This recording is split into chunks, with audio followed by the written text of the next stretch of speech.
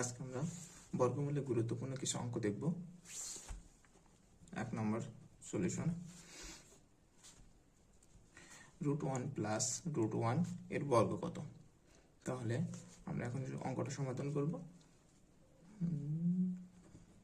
বর্গ মানে হচ্ছে স্কয়ার,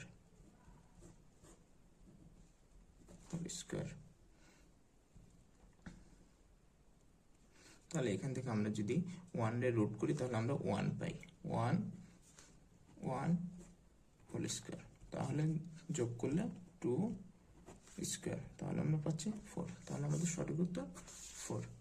এখন 2 নম্বর অঙ্কে √25 plus √25 whole square equal to কত?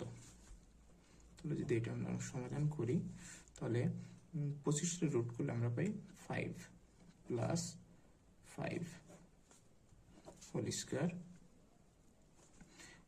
তাহলে আমরা যদি যোগ করি তাহলে পাই 10 হোল স্কয়ার, তাহলে আমরা পাচ্ছি 100। তাহলে আমাদের সঠিক উত্তর গ 100। এখন 3 নম্বর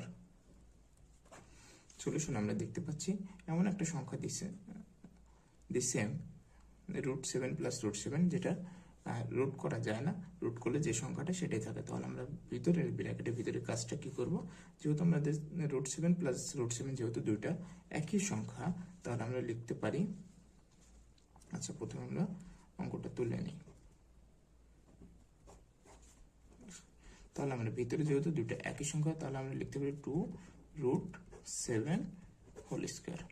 এখান থেকে আমরা দুইটার স্কয়ারটা আলাদা করে দেবো, 2 এর উপরে স্কয়ার গুণ √7 হোল স্কয়ার। তাহলে আমরা এখান থেকে ক্যালকুলেশন করলে পাচ্ছি 4, আর এটা যেহেতু স্কয়ার আছে তাহলে আমাদের রুটটা উঠে যাবে, তাহলে আমরা পাচ্ছি 7, তাহলে আমরা পাচ্ছি 28। তাহলে আমাদের সঠিক উত্তর 28।